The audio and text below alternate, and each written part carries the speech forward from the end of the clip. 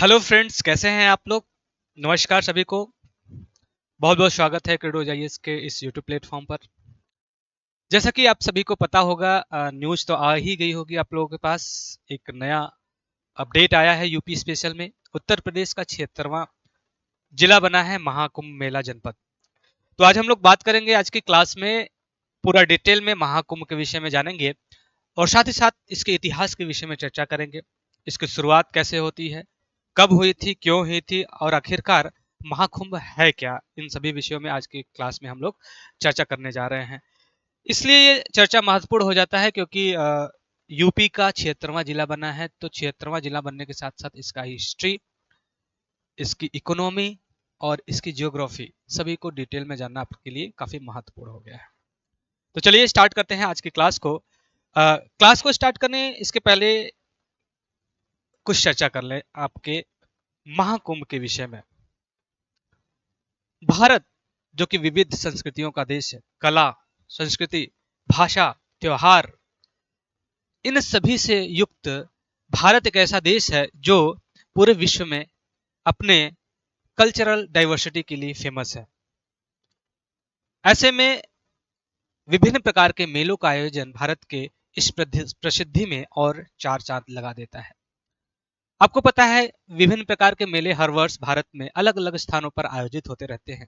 जैसे आप देखेंगे सोनपुर में सबसे बड़ा पशु मेला, पुष्कर मेला, लोकायत मेला और देखेंगे कुंभ मेला। तो आज की क्लास में हम लोग चर्चा करेंगे कुंभ मेले के विषय में, जो कि विश्व का एक ऐसा मेला जहां पर पूरे विश्व में सबसे ज्यादा और सबसे भारी संख्या में रिलीजियस गैदरिंग देखने को मिलती है। और इतनी बड़ी संख्या में धर्म को लेकर आस्थावान लोग इकट्ठे होकर पवित्र स्नान करते हैं। ऐसे में यूनेस्को ने इसे अपने इंटेंजिबल हेरिटेज ह्यूमैनिटी के कैटेगरी में शामिल किया है। तो चलिए बात कर लेते हैं आज की क्लास में महाकुंभ को डिटेल में। तो सबसे पहले हम बात करेंगे कि महाकुंभ मेला जनपद क्यों बनाया गया है, आखिरकार इसके पीछे का कारण क्या है और इसमें कौन कौन से तहसील और कितने गांव शामिल हैं। चलिए स्टार्ट कर लेते हैं। यूपी का 76वां जिला बन चुका है। यूपी का 76वां जिला महाकुंभ महाकुंभ मेला जनपद, ठीक है। इस जनपद में कुल मिला के 4 तहसील शामिल होंगे। 4 तहसील, 4 तहसील प्रयागराज के होंगे, याद रखिएगा। प्रयागराज के 4 तहसील को इसमें शामिल किया गया है। प्रयागराज जो कि पहले से एक जिला है, उसके 4 तहसीलों को शामिल करते हुए और कुल मिलाकर 67 गांव को शामिल करते हुए इस जिले का निर्माण किया गया है, जो कि गंगा यमुना सरस्वती के आसपास के जो गंगा के रेती और उसके आसपास के जो गांव है उनको शामिल करते हुए बनाया गया है। इस विषय में भी चर्चा करेंगे कि आखिरकार ऐसा क्यों किया योगी सरकार ने, लेकिन इससे पहले थोड़ा आप जान लें कि कौन कौन से तहसील इसमें शामिल किए गए हैं और कितने गांव इसमें शामिल हैं। सबसे पहले हम बात कर लें सदर तहसील सदर की बात करें। तहसील सदर की बात कर लें तो यहाँ पे अगर हम बात करें तहसील तहसील सदर, कुल मिला के यहाँ से कुल मिला के 25 गांव शामिल किया गया है। इस तहसील से 25 गांवों को शामिल किया गया है। और अगर बात करें करछना तहसील से, तो करछना से कुल मिला के आप देखेंगे करछना से 19 गांव शामिल किया गया है। 19 गांव, करछना तहसील के 19 गांव को इसमें शामिल किया गया है। फूलपुर तहसील के फूलपुर फूलपुर तहसील के कुल 20 गांवों को शामिल किया है। 20 गांवों को यहाँ से शामिल किया गया है। और सोराव नाम का एक तहसील है जहां से 3 गांवों को शामिल किया गया है। सोराव, यहाँ से 3 गांवों को सम्मिलित करते हुए इस जिले का निर्माण किया गया है। महाकुंभ मेला जनपद इस जिले का नाम होगा। अब हम बात करेंगे कि आखिरकार महाकुंभ की शुरुआत कैसे हुई, आखिरकार इसे महाकुंभ क्यों बोला जाता है और इतने भारी संख्या में लोग क्यों यहाँ पे इकट्ठे होकर स्नान करते हैं। चलिए इसके इतिहास के विषय में चर्चा करते हैं। इतिहास, महाकुंभ का इतिहास, या कह सकते हैं कि महाकुंभ मेले का इतिहास। महाकुंभ मेले का इतिहास अच्छा, ये जो जिला बना है, ये जिला अपने आप में बहुत सारे क्वेश्चन एराइज आपके मन में कर सकता है। आखिरकार एक नए जिले बनाने की आवश्यकता क्यों पड़ गई और महाकुंभ मेले परिषद को क्यों जिला बनाया गया? तो आपको पता है कि जब महाकुंभ का आयोजन किया जा रहा है तो ऐसे में ये अनुमान लगाया गया है कि इस बार प्रयागराज में कम से कम 40 करोड़ लोगों के 40 करोड़ श्रद्धालु अपने श्रद्धा की डुबकी लगाने वाले हैं प्रयाग संगम पे। ऐसे में 40 करोड़ लोगों को मैनेज कर पाना एक फिक्स पीरियड में बहुत ही चुनौतीपूर्ण हो जाता है। इस बार महाकुंभ की बात कर लें, थोड़ा सा हम लोग जिक्र कर लें थोड़ा सा कि इस बार 2025 का जो महाकुंभ आयोजन हो रहा है वो कहाँ हो रहा है। तो इस बार महाकुंभ मेला इसका आयोजन 2025 में इसका आयोजन प्रयागराज में हो रहा है। प्रयागराज में इसका आयोजन हो रहा है और इसका जो समयावधि होगा, समयावधि वो 13 जनवरी से 26 फरवरी के बीच में, 13 जनवरी से 26 फरवरी के बीच में कुल मिला के कुल 45 दिन तक ये आयोजन चलेगा। और 26 जनवरी को महाशिवरात्रि के दिन, 26 फरवरी को महाशिवरात्रि के दिन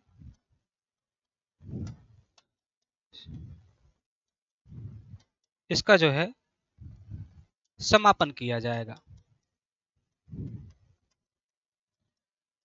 आपके लिए क्या महत्वपूर्ण है? आपके लिए महत्वपूर्ण ये है कि जो 4 तहसील हैं और 4 जो है उसमें जो गांव, कितने गांव शामिल हैं, ये आपसे क्वेश्चन पूछा जा सकता है। लेकिन अब थोड़ा आर्ट एंड कल्चर या आर्ट एंड कल्चर का सब्जेक्ट है क्योंकि इंटेजिबल हेरिटेज साइट में शामिल किया गया है महाकुंभ के। दूसरी बात की हिस्ट्री इसका क्या है, थोड़ा आपको जरूरी है जानना। तो थोड़ा हिस्ट्री थोड़ा सा बहुत तेजी से ब्रीफ में हम लोग इसको डिस्कस कर लेते हैं।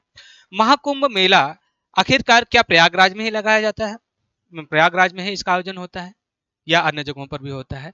तो आपको पता होगा कि कुंभ मेले का आयोजन पूरे भारत में 4 जगहों पर होता है। कुंभ मेले का आयोजन, कुंभ मेला इसका आयोजन पूरे भारत में किया जाता है, पूरे भारत में 4 स्थानों पर किया जाता है। लेकिन उससे भी पहले हम लोग कुंभ मेले के प्रकार के विषय में जान लेते हैं, थोड़ा कुंभ मेले के प्रकार के विषय में। प्रकार, कुंभ मेले के प्रकार, कुंभ मेले के प्रकार भी हैं। आप कहेंगे आप सर प्रकार क्या है? तो पहला है आपका महाकुंभ, महाकुंभ मेला, महाकुंभ मेला। दूसरा अर्धकुंभ मेला, अर्धकुंभ, कुंभ मेला।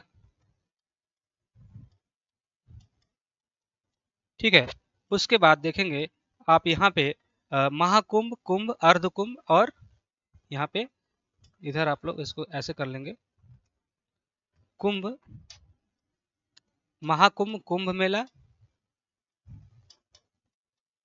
अर्धकुंभ, अर्धकुंभ मेला और इसके बाद जो लास्ट आता है वो आपका माघ मेला। ठीक है, ये 4 प्रकार के माघ मेले देखने को मिलेंगे आपको कुंभ। तो ये जो महाकुंभ मेला होता है ये विशेष एक समय काल में इसका आयोजन किया जाता है, यानी 144 वर्षों के बाद इसका आयोजन होता है। यानी पूरे 144 वर्ष बाद महाकुंभ आता है। तो 144 वर्षों के बाद, 144 वर्षों के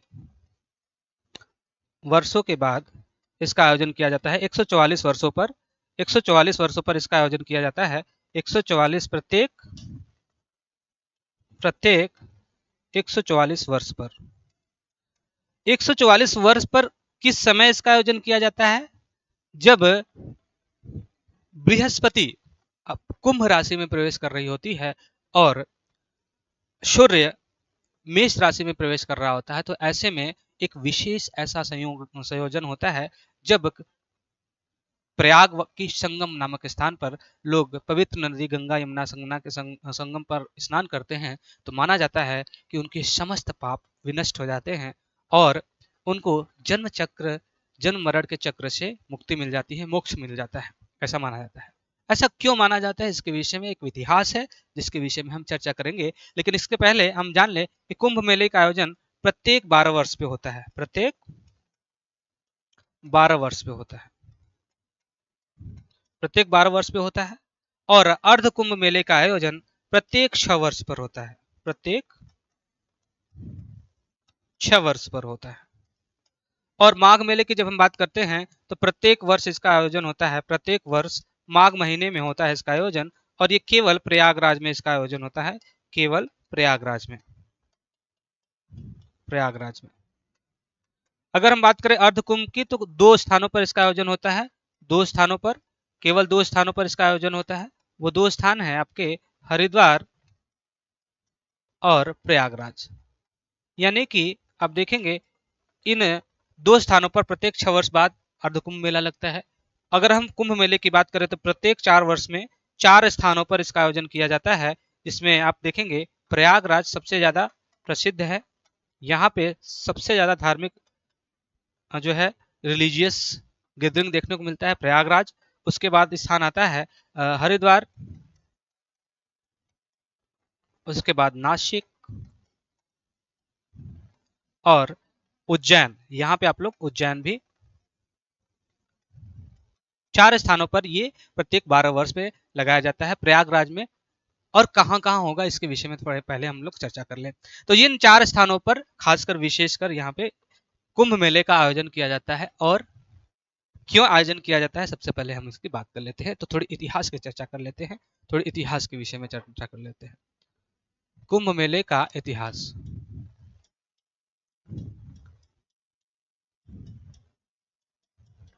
आप सभी को पता होगा कि कुंभ मेला नदी के किनारे लगाया जाता है, नदियों के संगम पे या नदी के किनारे लगाया जाता है, खासकर 4 स्थान पे। पहला स्थान है आपको पता है प्रयागराज, जहां पे गंगा यमुना सरस्वती का संगम घाट माना जाता है। संगम पे इसका, संगम के रेती पर इसका पूरा आयोजन किया जाता है। दूसरा हरिद्वार में, उत्तराखंड के हरिद्वार में आप देखेंगे गंगा नदी के स्थान, गंगा नदी के तट पर इसका जो है आयोजन किया जाता है। तीसरा आप देखेंगे नासिक में, जो कि नासिक के, नासिक, नासिक में गोदावरी नदी के किनारे, महाराष्ट्र में नासिक के गोदावरी नदी के किनारे इसका आयोजन किया जाता है। और चौथा मध्य प्रदेश के उज्जैन में क्षिप्रा नदी के किनारे इसका आयोजन किया जाता है। अब हम इसके विषय में थोड़ा जाने कि पहली बात कि इसका शुरुआत कैसे हुआ है। तो इसकी शुरुआत के विषय में 2 मान्यताएं प्रचलित हैं। पहली मान्यता यह है कि 850 वर्ष पहले, पहली मान्यता यह है कि 850 वर्ष पहले आदिगुरु शंकराचार्य ने इसकी शुरुआत की थी। आदिगुरु शंकराचार्य ने इसकी शुरुआत की थी।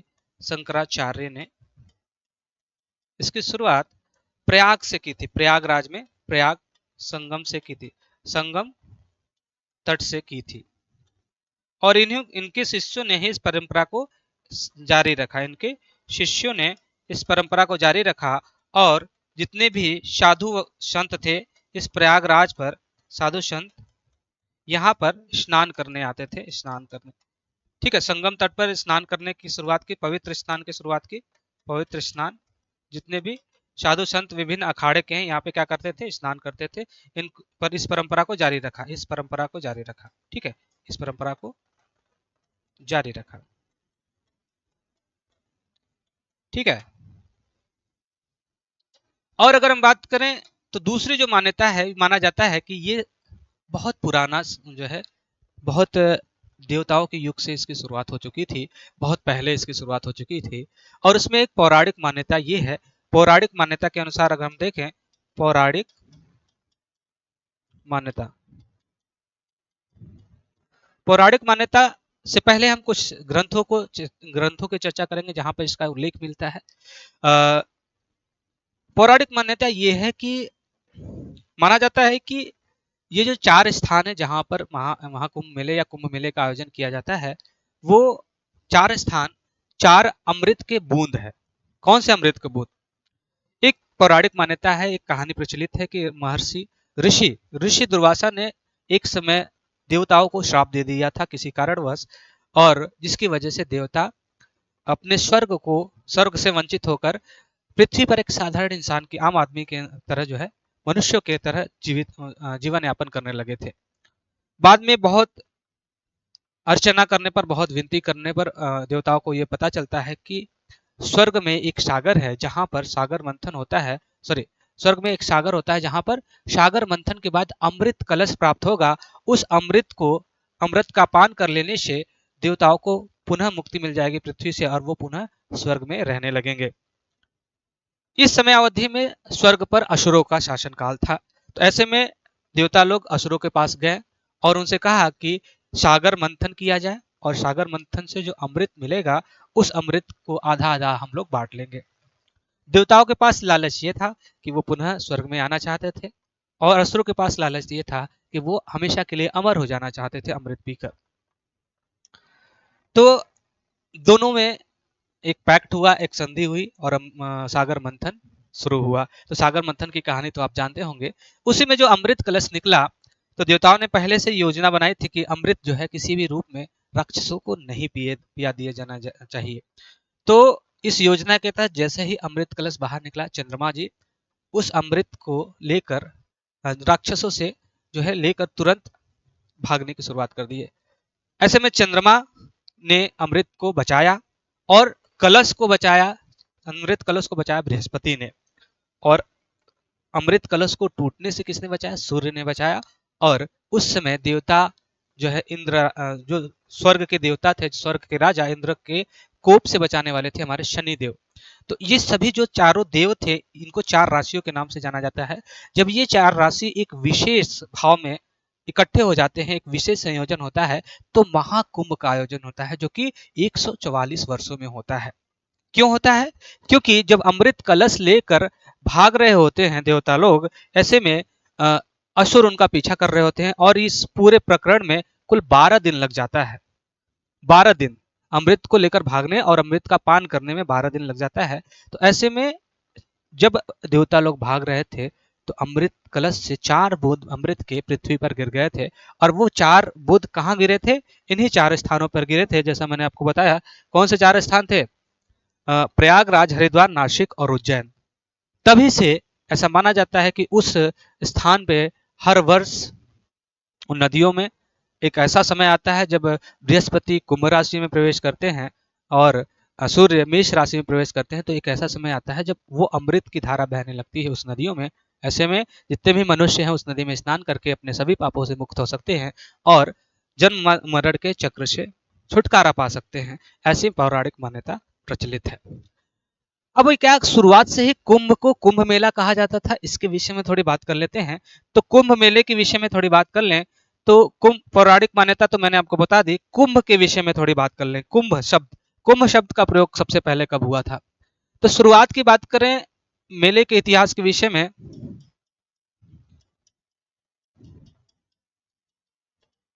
सबसे पहले अगर बात करें तो कुंभ शब्द का प्रयोग नहीं हुआ था शुरुआत में। सबसे पहले जो हमारा वैदिक ग्रंथ है जिसमें नाम आता है ऋग्वेद का, तो ऋग्वेद में सबसे पहले उल्लेख मिलता है प्रयाग के तट पर एक पवित्र स्नान की बात होती है। पवित्र स्नान करते थे श्रद्धालु लोग। कहां पर? प्रयाग के तट पर। प्रयाग के संगम पर पवित्र स्थान का जिक्र मिलता है आपको ऋग्वेद में इसका जिक्र मिलता है। ठीक है। और बहुत सारे बौद्ध धर्म ग्रंथ हैं जो कि पाली ग्रंथ हैं। बौद्ध पाली ग्रंथों में भी इसका जिक्र मिलता है, जिसमें ये जिक्र किया जाता है कि प्रयाग के संगम पर, खासकर वो संगम किसका था? पवित्र स्नान संगम कौन सा था? गंगा यमुना सरस्वती का संगम। गंगा यमुना और सरस्वती नदियों के संगम पर ये जो है पवित्र स्नान होता था, जिसमें श्रद्धालु लोग क्या करते थे? श्रद्धा की डुबकी लगाकर सभी पापों से मुक्त हो जाते थे। इसका जिक्र ऋग्वेद में होता है। यहाँ पे प्रयाग के संगम पे भी पवित्र स्नान की बात होती है। और ये स्नान माघ माघ महीने में होता था, इसलिए यहाँ पे लोग इकट्ठे होते थे, तो इसे माघ मेले के रूप में जाना जाता था, माघ मेले के रूप में या संगम मेले के रूप में जाना जाता था। ठीक है, प्रयाग संगम माघ मेले के रूप में। इसके अलावा कहाँ पे जिक्र मिलता है? इसके अलावा बहुत सारे अन्य ग्रंथों में, खासकर देखेंगे महाभारत में, रामचरितमानस में, महाभारत में भी इसका जिक्र मिलता है। महाभारत में भी इसका जिक्र मिलता है एक माघ मेले के रूप में। माघ मेले के रूप में भी इसका जिक्र मिलता है, यानी कि पवित्र स्नान का ही जिक्र इसमें भी देखने को मिलता है, पवित्र स्नान। ठीक है, कुंभ का अभी तक कहीं प्रयोग देखने को नहीं मिल रहा है। अगर हम 16वीं शताब्दी की बात करें तो रामचरितमानस में जो कि 16वीं शताब्दी का ग्रंथ है, यहाँ पे सब भी अभी खासकर कुंभ का प्रयोग नहीं हुआ था। यहाँ पे भी माघ मेले की बात हो रही थी। माघ मेला पवित्र स्नान की बात हो रही थी, पवित्र स्नान की ही बात हो रही थी। और बहुत सारे ग्रंथ हैं, जैसे कि हम बात करते हैं और ग्रंथों के, तो आईने अकबरी में भी इसका जिक्र देखने को मिलता है। और कुछ लेटेस्ट इतिहासकार रहे हैं जिन्होंने इस पवित्र स्नान की बात करते हैं, जो प्रयाग के संगम तट पर बहुत सारे श्रद्धालु इकट्ठे होकर स्नान करते हैं। तो उसमें नाम आता है जेम्स ऑक्टेफील्ड का। तो जेम्स ऑक्टेफील्ड ने जो है लेटेस्ट में, अगर हम बात करें कुछ इतिहासकारों की बात करें, तो इतिहासकार में जेम्स ऑक्टेफील्ड का नाम आता है। इन्होंने इसका जिक्र सर्वप्रथम किया था, ऑक्टेफील्ड। लेकिन इससे पहले लिखित साक्ष्य के रूप में अगर हम बात करें तो सर्वप्रथम लिखित साक्ष्य आपको मिलता है मिडिवल हिस्ट्री में, खासकर एंशिएंट हिस्ट्री में हर्षवर्धन के काल में। हर्षवर्धन के काल में आपको देखने को मिलेगा मिडिवल में हर्षवर्धन का जो काल है, वेन सांग आया होता। वेन सांग जब भारत आता है तो उसने जो है प्रयाग के संगम तट की चर्चा की थी। संगम तट पर विशाल जमावड़े की बात करता है, जमावड़ा, और पवित्र स्नान की बात करता है, पवित्र स्नान की बात करता है। और बहुत सारे ऐसे ग्रंथ भी हैं जिसमें जो है खासकर किसकी चर्चा होती है, नासिक, हरिद्वार और आपके क्या कह सकते हैं उसको, उज्जैन। इनकी भी चर्चा अन्य ग्रंथों में देखने को मिलती है। तो ये एक छोटा सा इतिहास था जिसको आपको पता होना चाहिए। क्या कुंभ का प्रयोग शुरुआत से हो रहा था? नहीं, कुंभ का प्रयोग देखेंगे यहाँ पे कुंभ शब्द का सबसे प्रयोग, कुंभ मेले का प्रयोग सबसे पहले, कुंभ मेले शब्द का प्रयोग बहुत बाद में हुआ, 19वीं शताब्दी में हुआ। कब हुआ? 19वीं शताब्दी में। खासकर 19वीं शताब्दी में इसकी शुरुआत हुई, बात सबसे पहले चर्चा हुई थी एक लेख में। जब ब्रिटिश साम्राज्य स्थापित हो गया तो 1886 में, खासकर 1886 में एक लेख प्रकाशित हुआ था और उस लेख में सबसे पहले कुंभ शब्द का प्रयोग हुआ था, कुंभ मेले का प्रयोग हुआ था। मेले का प्रयोग माघ मेले के रूप में हुआ था, माघ मेले के रूप में, खासकर जो आयोजित किया गया था प्रयागराज में। ठीक है, इसी समय ब्रिटिशर्स को यह समझ में आया कि ये ऐसा विशाल जमावड़ा होता है जिसमें बहुत सारे लोग इकट्ठे होकर स्नान करते हैं, ये हमारे अर्थव्यवस्था के लिए भी हितकर हो सकता है। तो इस समय ब्रिटिशर्स ने 4 स्थानों पर, खासकर देखेंगे 4 स्थानों पर, जिसमें स्थान आता है नासिक, उज्जैन, हरिद्वार और प्रयागराज, यहां पर एक विशेष प्रकार का टैक्स लगाया, लिक्विडिटी टैक्स लगा दिया, और जिससे उनको भारी मुनाफा हुआ, भारी लाभ हुआ, जिसकी वजह से ये काफी लाभ में गए, जिसकी वजह से इन सभी 4 स्थानों को क्या दिया गया, इंटरनेशनली घोषित किया गया और अंतरराष्ट्रीय रूप से मान्यता प्राप्त हुई। इन्हीं के काल में कुंभ मेले के रूप में अंतरराष्ट्रीय प्रसिद्धि हासिल हुई इसी समय, किसे, कुंभ मेले के रूप में। तो आपको पता होगा कि कुंभ मेला एक ऐसा मेला होता है जिसमें पूरे विश्व के अलग अलग देशों से बहुत भारी मात्रा में पर्यटक आते हैं भारत की रिलीजियस कल्चर को समझने के लिए, देखने के लिए और इसमें पार्टिसिपेट करने के लिए। आप देखते होंगे बहुत सारे साधु संत जो हैं, जो विदेशों के हैं, वो बन गए हैं साधु, नागा साधु बन गए हैं और साधु के साथ रह रहे हैं। ये हमारे भारतीय इतिहास का एक शानदार नमूना देखने को आपको मिलता है। तो आई होप कि आपको ये पूरा हिस्ट्री समझ में आया होगा। थोड़ा सा वर्तमान के परिप्रेक्ष्य की बात करें तो जब कुंभ मेले का आयोजन हुआ था, शुरुआत की बात करें तो शुरुआती दौर में कुंभ मेले के आयोजन में उतनी भीड़ नहीं होती थी। लेकिन जब अगर बात करें, जब भारत आजाद देश हुआ, भारत को जो आजादी मिली, आजादी के बाद इसमें जो है लोगों की संख्या बढ़ने लगी, श्रद्धालुओं की संख्या बढ़ने लगी, श्रद्धालुओं की संख्या बढ़ने लगी। तो आजादी के समय श्रद्धालुओं की संख्या थी 5 मिलियन। 5 मिलियन लोग श्रद्धा की डुबकी लगाए थे। कहां पर? खासकर हम प्रयागराज का गणना कर रहे हैं। प्रयागराज में, क्योंकि सबसे ज्यादा फेमस है प्रयागराज, तो प्रयागराज की बात करेंगे। श्रद्धालुओं की संख्या काफी ज्यादा थी। ठीक है। वही अगर हम 2019 की बात करें प्रयागराज की, तो प्रयागराज में अर्ध कुंभ का आयोजन किया गया था, जिसको योगी सरकार ने कुंभ मेला बोला था। योगी सरकार ने ये क्या कहा है? कुंभ को महाकुंभ की उपाधि दे दी है और अर्ध कुंभ को कुंभ मेले की उपाधि दे दी है। तो इस बार जो है महाकुंभ मेला लग रहा है, लेकिन वो वाला नहीं, 144 वर्ष वाला जो मेला है वो अलग है महाकुंभ। ये जो है कुंभ, जो प्रत्येक 12 वर्ष में 4 अलग अलग स्थानों पे लगता है, उसमें से एक है। तो याद रखिएगा 2019 में जो है ये प्रयागराज में जो कुंभ मेला लगा था, जिसे अर्ध कुंभ लगा था, उसमें कुंभ कहा जाता है, उसमें 200 मिलियन श्रद्धालुओं ने पार्टिसिपेट किया था। श्रद्धालुओं ने पार्टिसिपेट किया था 2019 में। अब इस 200 मिलियन लोगों को मैनेज करने में सरकार ने बहुत सारा निवेश किया, बहुत सारा पैसा लगाया। तो इसके लिए बजट एलोकेशन में अगर हम बात करें, तो योगी सरकार ने इसके लिए 4200 करोड़ रुपए एलोकेट किए थे। 4200 करोड़ रुपए एलोकेट किए थे। ठीक है। तो 4200 करोड़ रुपए योगी सरकार ने लगाए थे इस पूरे मेले में। 4200 करोड़ रुपए, ये इसका आर्थिक पक्ष में डिस्कस कर रहा हूँ। 4200 करोड़ रुपए। ठीक है। तो इसका आर्थिक पक्ष थोड़ा सा देख लेते हैं। आर्थिक पक्ष कैसे ये धार्मिक होते होते आर्थिक पक्ष को भी मजबूत करता है भारत के, इसके विषय में थोड़ा बात कर लेते हैं। और इससे जो रिटर्न आया था, रिटर्न जो आया था इस पूरे मेले में, सरकार को जो रिटर्न आया था 1.5 लाख करोड़ रुपए की वापसी हुई थी सरकार को, जिसमें से देखेंगे 1200 करोड़ रुपए का तो सिर्फ टैक्स प्राप्त हुआ था। 1200 करोड़ रुपए रेवेन्यू प्राप्त हुआ था, राजस्व प्राप्त हुआ था, टैक्स प्राप्त हुआ। ठीक है। 1200 करोड़ रुपए रेवेन्यू प्राप्त हुआ था, ये चीज याद रखिएगा। 1200 करोड़ रुपए, ये है इसका आर्थिक पक्ष। और साथ ही साथ अगर हम बात करें, तो कुल मिलाकर प्रयागराज में 2019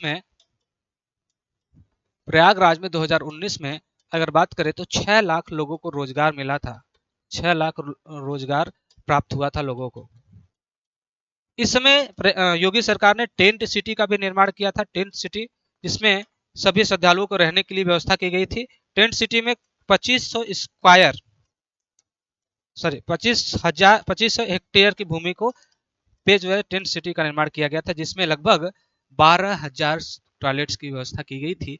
और लाइट्स की व्यवस्था, रोशनी की व्यवस्था। आप कभी जब जाइए, संगम आप जाते हैं, तो एक ब्रिज है, उसको पार करके आपको इलाहाबाद में प्रवेश करना होता है। उस ब्रिज से उसका नज़ारा देखें, ऐसा लगता है कि धरती पर स्वर्ग उतर आया है।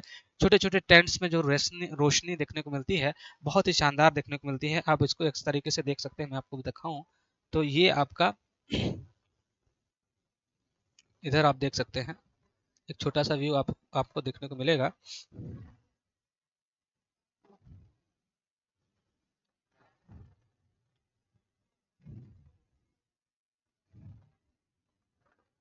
ये